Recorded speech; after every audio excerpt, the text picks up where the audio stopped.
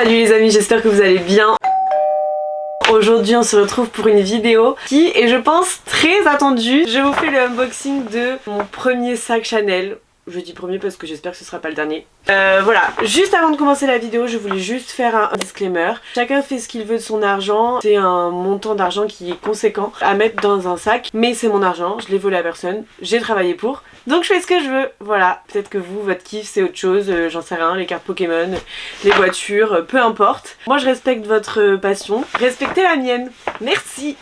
Je vais vous le déballer évidemment, mais je vais en même temps un peu tout vous raconter, tout vous expliquer, comment ça s'est passé, tout ça. Donc, il faut savoir que ça fait un moment que je pense à m'acheter un sac Chanel, vraiment je vous ai bassiné avec, mais je suis une grosse radine, il faut se le dire. Et je savais pas si j'étais vraiment prête à le faire en fait, à l'acheter, parce que c'est comme je vous ai dit, c'est un très gros montant. Et j'avais fait le premier pas déjà, qui était de rentrer dans une boutique Chanel. J'avais fait ce premier pas là à Dubaï, justement c'était en février ou mars je crois, et j'avais demandé au monsieur s'ils avaient le sac que je voulais, parce que je vous ai pas encore dit lequel c'était, mais voilà. Il m'a dit que non, et il m'a mis sur une liste d'attente et il m'a dit il sera peut-être de retour dans un mois. Il m'avait jamais appelé. Juste avant de rentrer en France, on était au mall avec mon copain, c'était notre dernière soirée qu'on passait au mall, et c'était le 4 avril, et je me suis dit c'est maintenant ou jamais en fait. Genre j'ai dit à mon copain, je suis passée dans la boutique, je comptais pas du tout y aller, j'ai dit à mon copain viens on va voir, on leur demande s'ils l'ont au cas où, on sait jamais. Il me fait bon s'il y a pas de queue on y va, s'il y a de la queue on n'y va pas. J'ai fait ok, on est arrivé devant le magasin. Aucune queue. Donc je rentre dans le magasin et je dis au monsieur oui bonjour, je vais savoir si vous aviez le sac que je veux, parce que je suis venue il y a un mois et vous m'aviez dit que vous l'aviez pas et que il serait peut-être là dans un mois, donc me voici. Il me dit oui on l'a. Il ouvre son placard magique et là il me montre tous les sacs, des jaunes, des roses, des bleus, la même couleur que mon body, vraiment genre incroyable. Je savais plus où donner de la tête. Et là se pose un dilemme, je me dis mais est-ce que je le fais, est-ce que je l'achète, est-ce que je l'achète pas, enfin vraiment j'étais perdue quoi. Je vais vous montrer la bête quand même et je vais vous expliquer un peu de tout. J'ai essayé de remettre un peu le packaging comme il était pour le déballer avec vous, mais je suis allée faire détaxer mon sac. En fait quand tu détaxes... Ouh, elle est à l'envers. Et en fait détaxer ton sac c'est quand t'achètes à l'étranger, tu peux en général récupérer un pourcentage. Du coup j'ai récupéré 5%. Normalement je suis censée recevoir l'argent, pour l'instant j'ai pas reçu. Je vous tiendrai au jus sur Instagram si je reçois bien mes 5%. Et du coup j'ai dû le déballer avant que cette vidéo, ce que je ne comptais pas faire de base. Donc je l'ouvre avec vous. Là vous avez la petite facture Chanel. Il vous donne... Ah, j'avais même pas ouvert, mais je suis une cassos. Mais bon, vu que j'ai regardé 100 000 vidéos déjà sur les sacs Chanel, je sais déjà ce que c'est. Ça c'est pour nettoyer votre sac, c'est un espèce de gant. Et je crois que là c'est comment faire pour bien nettoyer votre sac s'il est abîmé. Ici on a un petit livret sur l'histoire du sac avec le numéro de série, le cachet de la boutique et la date d'achat. Je vais bien tout garder. Et là s'ensuit 10 enlevages de couches.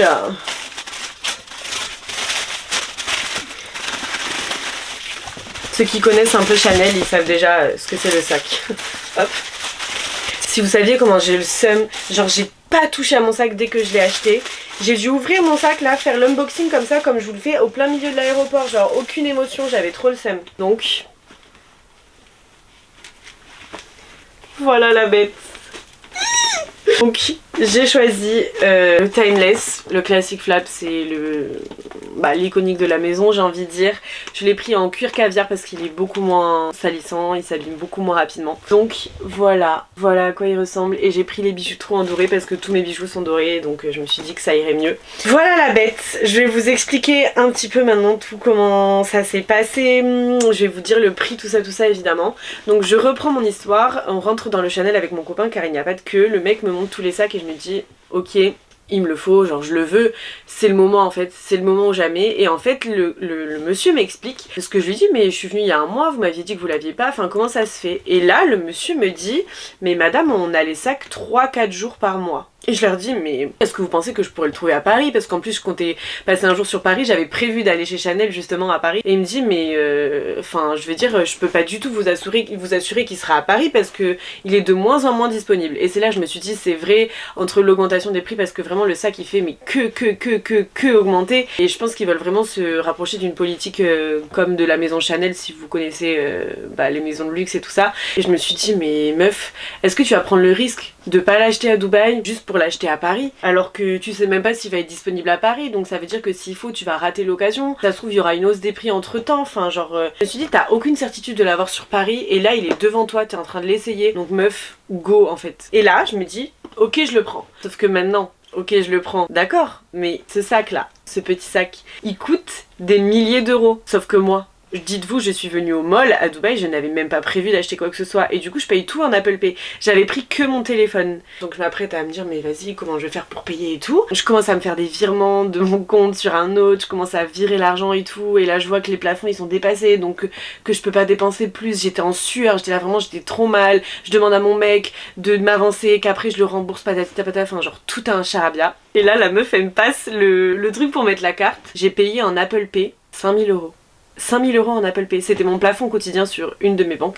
Je paye 5000 euros en Apple Pay, paiement refusé qui passe parce que ma limite quotidienne c'était 5000 euros, sauf qu'entre temps j'avais payé le taxi et tout. Je repasse la carte et là elle me dit ok c'est bon et tout. Mais je me suis rendu compte que mon expérience Chanel elle était ouf parce que vraiment, genre dites-vous, on est allé au mall, mon copain il était en short avec des sandales pourries, on n'était pas habillés en marque ou quoi que ce soit. On a même hésité à rentrer dans le Chanel par rapport à la tenue de mon copain, tu vois. Ils nous ont trop bien accueillis et je me tape un paiement refusé. La meuf elle dit rien du tout, elle dit mais non il y a pas de souci, réessayez, enfin je suis sûre que si j'étais rentrée à Paris dans le Chanel et que genre ça se serait passé exactement de la même manière, habillée exactement de la même manière, avec un paiement refusé et tout, je sais pas si j'aurais été bien accueillie. Après c'est peut-être des a priori que j'ai, mais c'est vrai que j'étais hyper contente en fait de ce service là. Et bref, au final, la carte passe, plusieurs virements passent, donc pour vous parler un peu plus, ce sac a coûté à Dubaï 9100 euros. C'est beaucoup plus cher qu'en France. En France, le sac est à 8250 euros, donc c'est quasiment 1000 euros de plus. Seulement, comme je vous ai expliqué juste un petit peu avant, tu peux faire détaxer mon sac, donc récupérer 5%.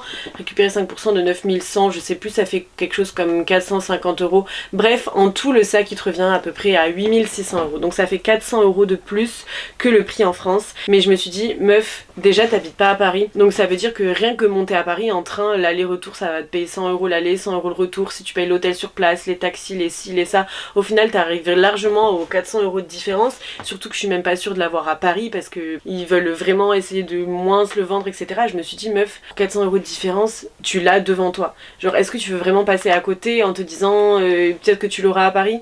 Non. Donc je l'ai pris, je me suis fait détaxer 5%, j'attends le virement, je vous tiendrai au courant. Voilà l'histoire de ce petit sac, voilà un peu tout comment ça s'est passé, le paiement refusé, le fait de pas du tout compter le prendre mais que le mec me dise ah oui mais madame enfin c'est très rare maintenant, on l'a que 3-4 jours par mois et tout ça. Donc voilà comment ça s'est passé. J'ai l'impression d'avoir été très vite et je sais pas si tu voyais à quel point je suis contente de l'avoir parce que je suis trop reconnaissante. En vrai le fait d'avoir ce sac là aujourd'hui, c'est mon travail et c'est ce que j'ai fourni, mais c'est aussi vous, le fait que genre vous me suiviez au quotidien. Si vous me suiviez pas et si vous disiez pas ok on va suivre Margot, bah j'aurais pas une communauté, je pourrais pas aujourd'hui avoir des partenariats, enfin voilà, je pourrais pas être là où j'en suis, donc c'est le nôtre. C'est d'ailleurs pour ça qu'on va lui donner un nom. En commentaire, aidez-moi à lui trouver un petit nom.